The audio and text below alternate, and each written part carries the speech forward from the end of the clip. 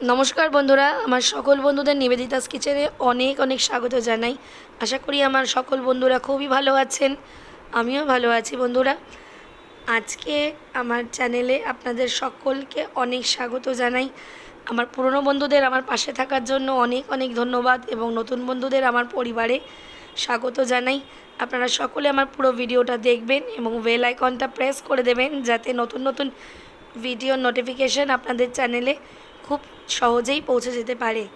আজকে বন্ধুরা যে নতুন রেসিপিটা আপনাদের জন্য নিয়ে এসেছি, চলুন সেই রেসিপির দিকে এগোনো যাক। খুবই টেস্টি অ্যান্ড হেলদি একটা রেসিপি, রেস্টুরেন্ট স্টাইল। আমি এখানে 10টা ডিম নিয়ে নিয়েছি বন্ধুরা। 10টা ডিম বয়েল করতে দিয়ে দিয়েছি। 10টা ডিম সিদ্ধ করে নেব। সিদ্ধ করে ঠান্ডা জলে দিয়ে নেব। একদম ঠান্ডা জলে দিয়ে ডিমগুলো সুন্দর করে ছুলে নেব। সমস্ত ডিম ছুলে নিয়েছি। এর মধ্যে এক আধটা ডিম একটু ফেটে গিয়েছিল বন্ধুরা, তো কোনো অসুবিধা নেই। এতগুলো ডিম করলে এক আধটা ফাটতেই পারে। প্রত্যেকটা ডিম সিদ্ধ করে নিয়ে একটা প্লেটে নিয়ে নিয়েছি। আর একটু ঠান্ডা হলে তারপরে প্রত্যেকটা ডিম আমি মাঝখান থেকে হাফ করে টুকরো করে নেব। আমি একটা ধারালো ছুরির সাহায্যে মাঝখান থেকে কেটে টুকরো করে দুভাগ করে নিয়েছি। আপনারাও এভাবে করে নিতে পারেন, আর নইলে সুতোর সাহায্যে কেটে নিতে পারেন। সুতোর সাহায্যে কাটলেও খুব সহজেই দুফালি করে নেওয়া যায়, তাহলেও একদম মাঝখান থেকে সুন্দর করে কাটা যায় এবং সহজেই নষ্ট হয়ে যায় না ডিমগুলো। 10টা ডিম কেটে মাঝখান থেকে টুকরো করে নিয়ে ইন টোটাল আমার কাছে 20 টুকরো ডিম ছিল। দেখতে কিন্তু বেশ সুন্দর লাগছিল এইভাবে কাটার পরে। এবার বন্ধুরা, ডিমগুলোর মধ্যে আমি পরিমাণ অনুযায়ী নুন, আমি এখানে 1 চামচ পরিমাণে নুন ছিটিয়ে ছিটিয়ে পুরো ডিমগুলোর ওপর দিয়ে নিয়েছি। আর বন্ধুরা, আমি এখানে 1 চামচ পরিমাণে গোলমরিচ গুঁড়ো দিয়ে নিয়েছি। নুন ও গোলমরিচগুলো দিয়ে হালকা করে ডিমের ওপরে হাত দিয়ে মাখিয়ে নেব। নুন আর গোলমরিচ গুঁড়ো দিয়ে আগে ম্যারিনেট করে রাখলে সুন্দর একটা গোলমরিচের ফ্লেভার চলে আসবে। এবার একটা বাটির মধ্যে আমি এখানে 4 চামচ পরিমাণে কর্নফ্লাওয়ার দিয়ে নিয়েছি, আর একদম অল্প পরিমাণে নুন আর অল্প হাফ চামচ পরিমাণে পেরি পেরি মশলা দিয়ে নিয়েছি। দিয়ে অল্প পরিমাণে জল দিয়ে গুলিয়ে নিয়েছি। নিয়ে একটা ঠিক ব্যাটার রেডি করে নেব। আর এখানে কেটে নিয়েছি দুটো বড় বড় সাইজের পেঁয়াজ, পরিমাণ অনুযায়ী একটু বড় বড় চাক করে। আর এখানে একটা বড় সাইজের ক্যাপসিকাম চৌকো চৌকো করে কেটে নিয়েছি।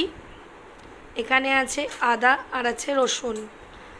এবার একটা কড়াইতে পরিমাণ অনুযায়ী সাদা তেল দিয়ে নিয়েছি। আর যে ব্যাটারটা আমি গুলে রেখেছিলাম সেই ব্যাটারটা দিয়ে চুবিয়ে নিয়ে আমি ডিমগুলো দিয়ে দেবো এবার ভাজতে। ডিমগুলো এবার এপিট ওপিট করে ভালো করে ভেজে নিতে হবে। নুন আর গোলমরিচগুলো মাখিয়ে রাখলে ডিমটা যখন খাবেন বন্ধুরা, ডিমের মধ্যে একটা সুন্দর নুন গোলমরিচের একটা যে ফ্লেভার আসবে, তাতে বেশ টেস্টি লাগছিল। এক পিঠ ভেজে নিয়ে উল্টে দিতে হবে, দিয়ে অপর পিঠটাও লাল লাল করে আমি ভেজে নেব। ডিমগুলো ভাজা হয়ে গেলে এপিট ওপিট করে তারপর তুলে অন্য পাত্রে রেখে দেবো। ডিমের কুসুমের দিক করে ভেজে নিলে তাহলে ডিমটা বেশ সুন্দর খেতে লাগে, আর কুসুমের কোনো কাঁচা গন্ধও লাগবে না। এইভাবে সমস্ত ডিমগুলো আমি এপিট ওপিট করে ভেজে নিয়েছি।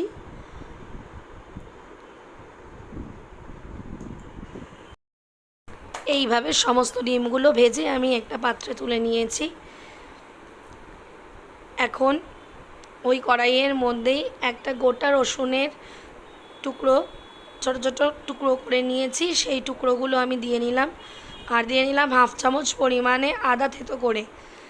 আদা রসুনটা দিয়ে আগে ভালো করে ভেজে নেব। এখন ওই কর্নফ্লাওয়ারের বাটিটার মধ্যেই আমি এখানে 3 চামচ পরিমাণে টমেটো কেচাপ, আর এখানে 2 চামচ পরিমাণে সয়া সস, আর দিয়ে নিয়েছি 2 চামচ পরিমাণে সেজওয়ান সস দিয়ে একটা মশলা রেডি করে নিয়েছি, সসের মশলাটা।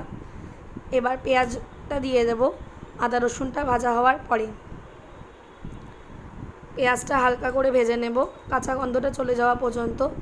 এখন এখানে 1 চামচ পরিমাণে নুন দিয়ে নিয়েছি, আর আমি এখানে 1 চামচ পরিমাণে চিনি দিয়ে নিয়েছি। স্বাদ অনুযায়ী আপনারা আপনার চিনিটা দিয়ে নেবেন। পেঁয়াজটা ভাজা হয়ে যাওয়ার পরে এখানে টুকরো করে কেটে রাখা ক্যাপসিকামটাও এবার আমি দিয়ে নেবো এর মধ্যে। পেঁয়াজ আর ক্যাপসিকামটা দিয়ে আবার নাড়িয়ে চাড়িয়ে নেব।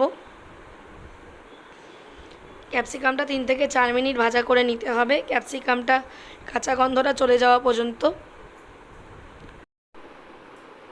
আদা রসুন পেঁয়াজ আর ক্যাপসিকামটা খুব ভালো করে ভেজে নিয়েছি। দেখুন বন্ধুরা হালকা লাল লাল হয়ে এসছে। এবার যে সসের মশলাটা গুলিয়ে রেখেছিলাম সেটা পেঁয়াজ আর ক্যাপসিকামের মধ্যে দিয়ে নিলাম, দিয়ে 2-3 মিনিট ভেজে নেব। এখন এর মধ্যে 1 চামচ পরিমাণে গোলমরিচ গুঁড়ো দিয়ে নিলাম, আর নুন আর মিষ্টিটা আমি আগেই দিয়ে রেখেছিলাম। এবার বাটিটা ধুয়ে আমি অল্প পরিমাণে জল দিয়ে নিয়েছি, দিয়ে এবার ভেজে রাখা ডিম আর 2-3টে কাঁচা লঙ্কা কুচিয়ে রেখেছিলাম সেটা দিয়ে নিলাম। আজকে বন্ধুরা চিলি এগের রেসিপিটা আপনাদের সাথে শেয়ার করলাম। এইভাবে রেস্টুরেন্ট স্টাইল চিলি এগ বাড়িতে বানালে কিন্তু দারুণ টেস্টি লাগে। রুটি পরোটা বা রুমালি রুটির সাথে এই রেসিপিটা খুব ভালো যায়। আর এখানে আগের দিন যে ধনে মৌরি আর একটা শুকনো লঙ্কা দিয়ে মশলা বানিয়ে রেখেছিলাম চিলি চিকেনের জন্য, সেই মশলাটা আমি চিলি এগের ওপরেও দিয়ে নিলাম অল্প পরিমাণে, তাহলে সুন্দর একটা ফ্লেভার আসবে। ব্যাস আমার সুন্দর চিলি এগের রেসিপি একদম রেডি হয়ে গেছে বন্ধুরা। আর এখানে আমি একদম রোস্টেড তিল দিয়ে সার্ভ করলাম, ওপরে গার্নিশিং করে নিলাম। দেখুন বন্ধুরা একদম দোকানের মতন দেখতে লাগছে, একদম রেস্টুরেন্ট স্টাইল চিলি এগের recipe ready to serve. Bye bye বন্ধুরা।